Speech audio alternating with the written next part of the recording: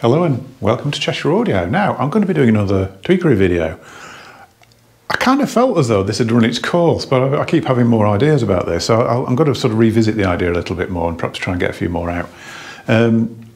This time, though, I want to talk about tweaks that don't actually cost anything, and I'll need to sort of revisit the very first video I did. I mean, the very first video wasn't called a tweakery video. All it did was introduce the idea, really.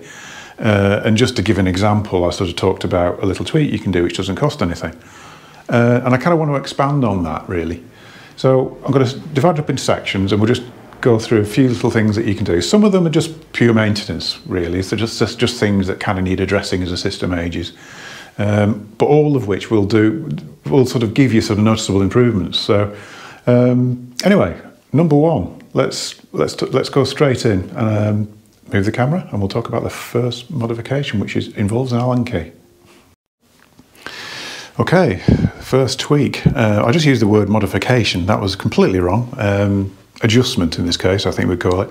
Now, like the first video I did, and the reason I'm sort of revisiting that is that not that many people watched the very initial video. So going by the sort of pickup of viewers I got on the later ones, a big percentage of the people who watch the later ones but haven't seen this original video with this idea on it.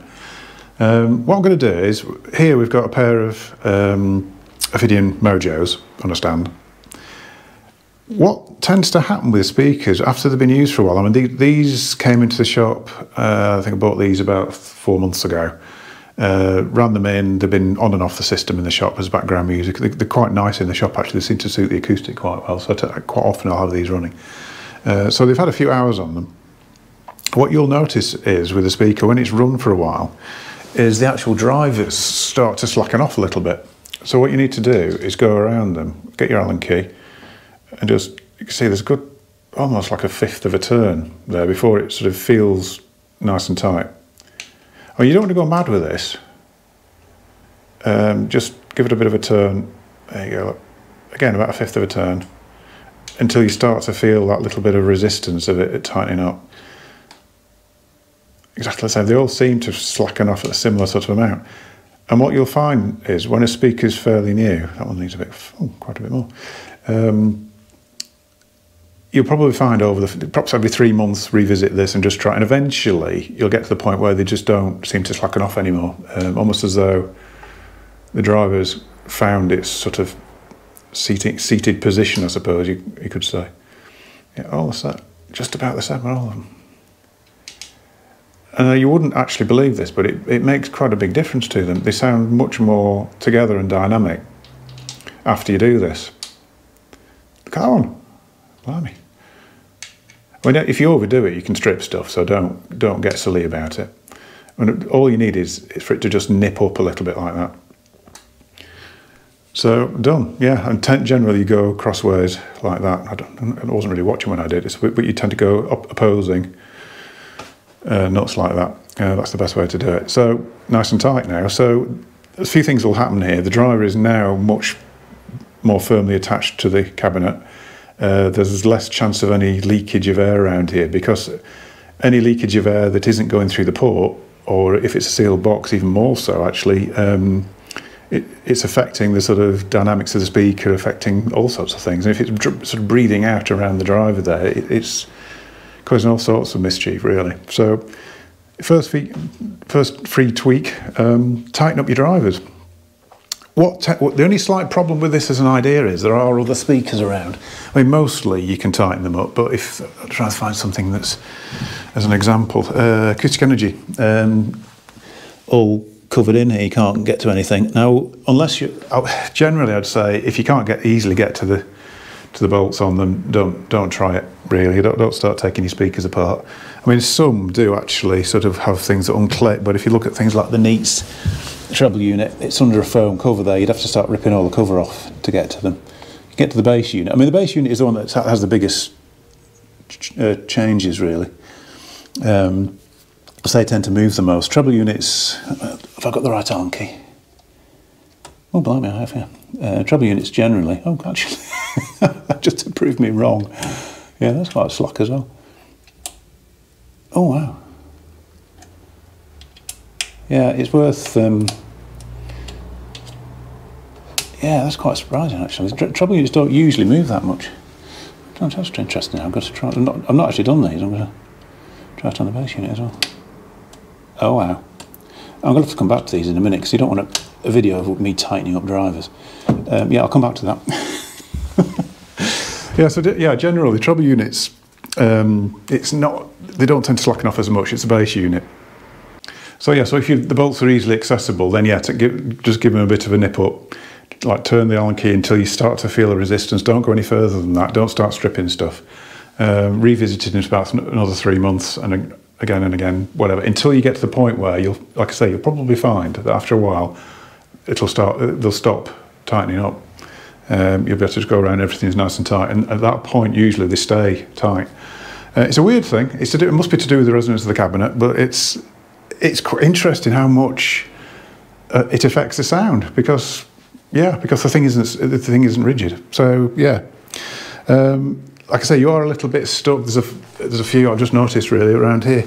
Monitor audios, you can't get to the drivers. I mean, I think that you probably just ping out the little rubber surrounds on these, but to be honest, unless you're confident in this sort of thing and you know how the speaker's constructed, don't attempt it because you'll end up wrecking something. Yeah, Dali's only the bass units there really. The other Ophidian, same as the Mojos there, you can get to everything apart from the treble unit. The treble unit on those is actually attached to like a metal rod behind, I think, on those. It's actually quite firm anyway, so not really a problem. Fine audios, you can get to everything on there. So yeah, it's an interesting one. Like I say, not many people know about it. So yeah, that's tweak number 1. Okay, tweak number 2, stroke 3, I suppose this would be really. Speaker stands or floor standing speakers. So I've got a pair of speaker stands here. What you want to do when you're actually got these into the sort of position you want, what I tend to do is when I'm setting up speakers is move them around without the spikes on, find the place they need to be, then fit spikes. One major thing about getting a system right is getting the speakers in the right position, and I did do quite an extensive video on that actually if you want to sort of look back through the back catalogue. But once they're in the correct position, like I say, moving around without spikes, then put in your spikes. What you want to do is get them as level as possible. The thing to do is if you can get them as level as possible, you'll probably find, actually these probably won't do it now, I'll have to just adjust them a little bit. You'll probably find that there'll be a bit of movement. And generally, if you can sort of find the point where it's sitting on 3 spikes where it's level, and then just adjust that 4th spike. I can't do this holding a camera, you know. Just adjust the 4th spike from underneath until everything bites in. It's probably, wow, straight on. And once you've done that, and I'll show you in the bottom of this floor stander, once everything's level and all the spikes are correct, then you want to make sure all your little lock nuts are all tightened up as well, just to stop any sort of loosening off. It is worth checking these little lock nuts. I mean, this is like a nice nut on here. Sometimes it's just an ordinary nut that you use a spanner on. Just check that they're tight every now and again.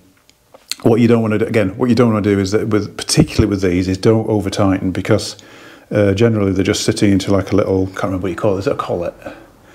There'll be a little, they'll drill a hole and knock in a threaded collet, I'm going to call it, but I can't remember the name of it now. And then the spike will screw into that. If you over tighten, you'll find that the little collet unit inside will start to spin and it'll just dig its way out. And that's quite difficult to sort of fix, to be honest. So you don't overdo it. Just with this type, finger tight, if there's a nut on there, just get a spanner on there, but just a little bit until you can feel that sort of tension of tightening up again. Another thing I wanted to mention as well, actually, and I think people overdo it a little bit. On speaker stands, when you're attaching a speaker, the best thing to use is blue tack, or in this case, white tack.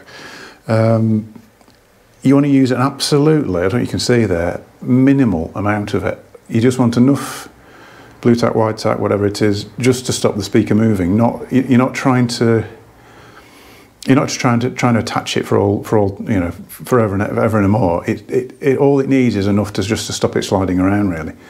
And to be honest, that amount, it's actually, after a year or two, it'll be quite difficult to get the speaker off the stand anyway. If you have a great big blob, I've seen people with the size of a penny on there, you know, 0.5 centimetre thick, and quite often you try and take them off after time, they pull the veneer off the speakers. It's incredibly strong stuff.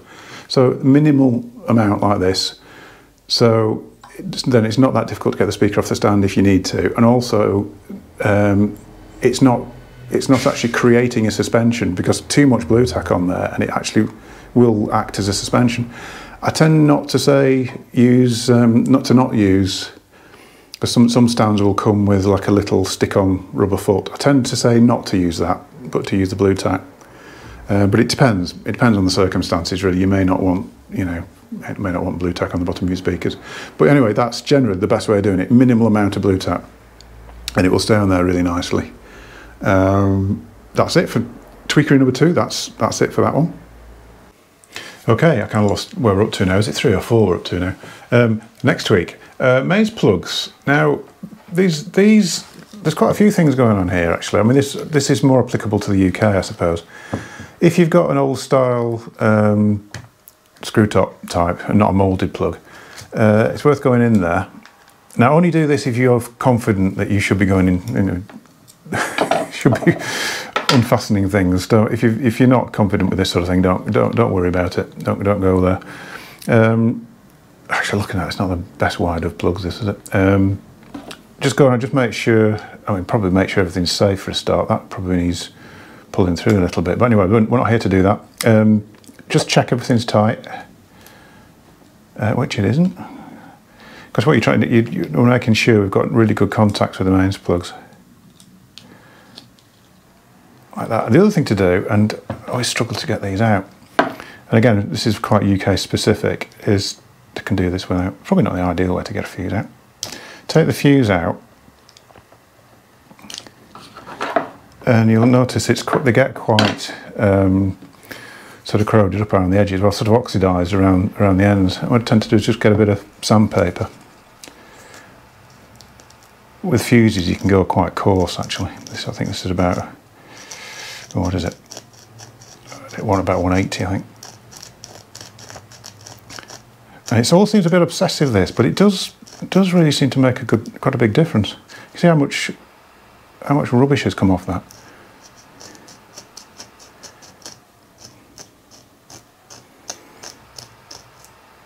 A bit more.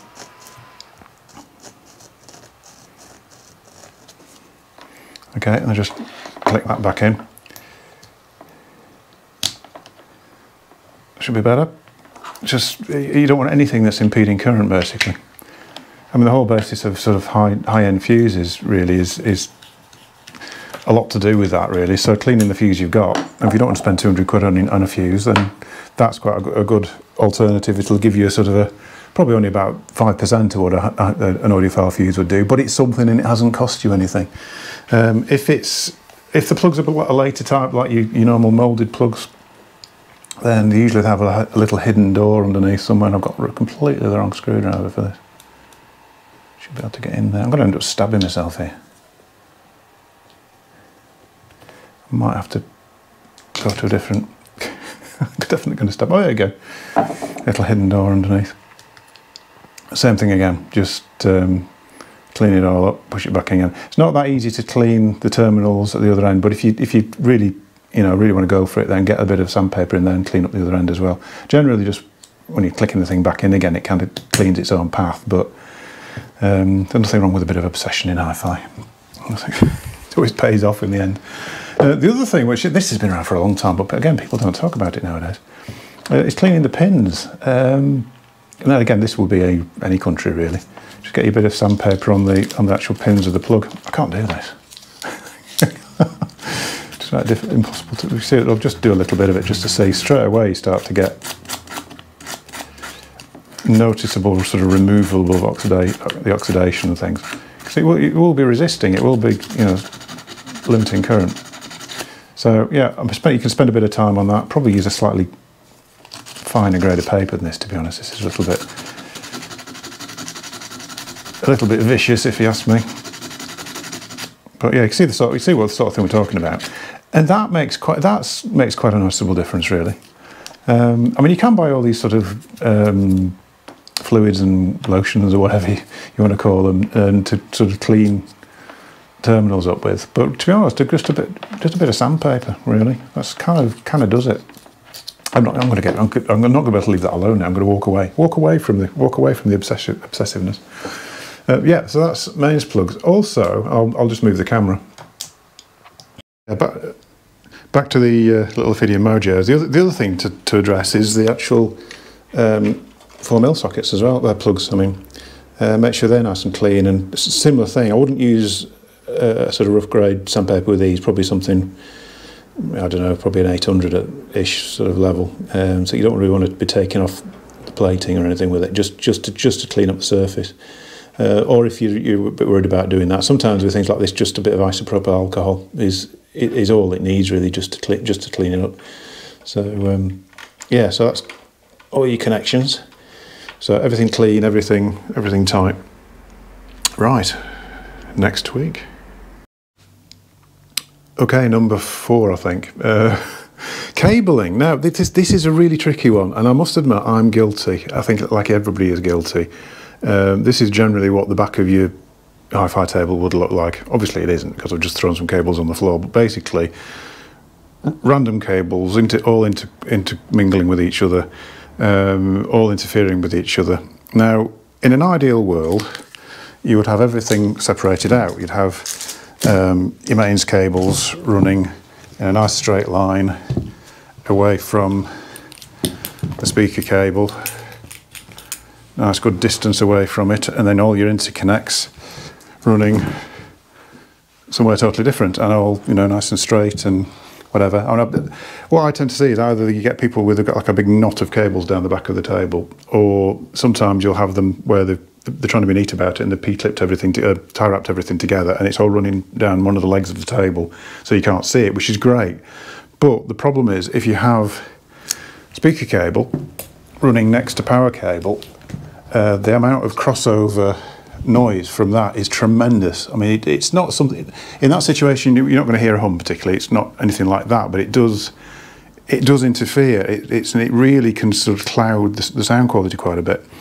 More so if there's an interconnect running down that line as well, because the interconnects are much more susceptible to it because they're working at a lower level.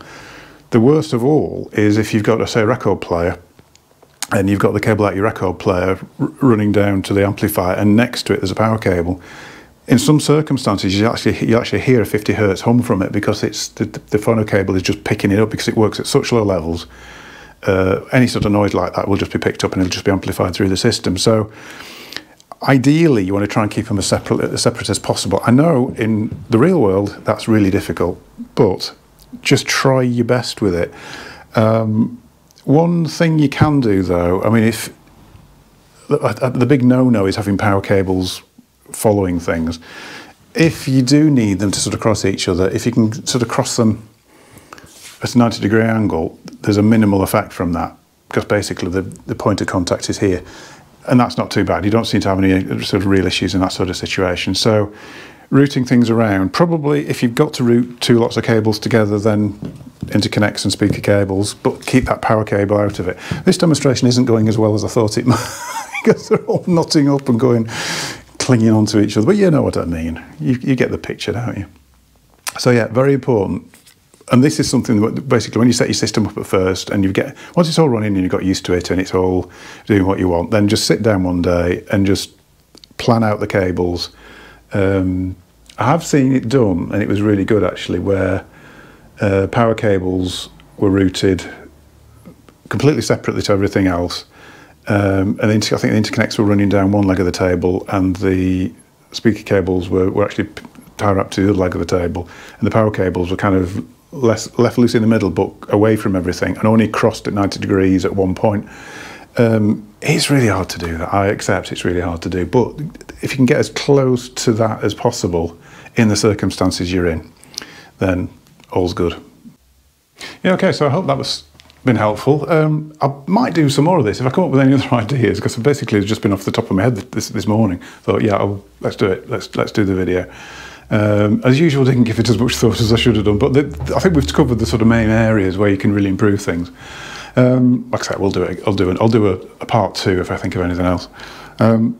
Don't forget to give us a subscribe and give us a like. I can't think what the subscriptions are up to now, about 8,003 I think at the moment, which is really good. Yeah, really pleased about that. It's really nice. And I shall see you in a future video. Thank you very much.